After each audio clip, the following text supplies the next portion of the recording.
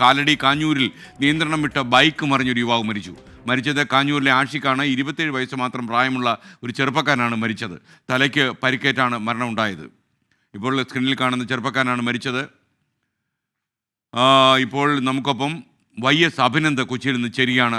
Abhinand, good morning. Abhinand, എപ്പോഴാണ് ഈ അപകടം ഉണ്ടായത്? ഞാൻ ശരിക്കും പറഞ്ഞാൽ ഇന്ന് ഈ അപകട വാർത്തയും മരണവും ഇല്ലാത്ത രീതിയിൽ ഈ ഞായറാഴ്ച ദിവസം ഈ പ്രഭാതം കടന്നു പോകണമെന്ന് ആഗ്രഹിച്ചിരിക്കുമ്പോഴാണ് അഭിനന്ദിൻ്റെ റിപ്പോർട്ട് വന്നത്.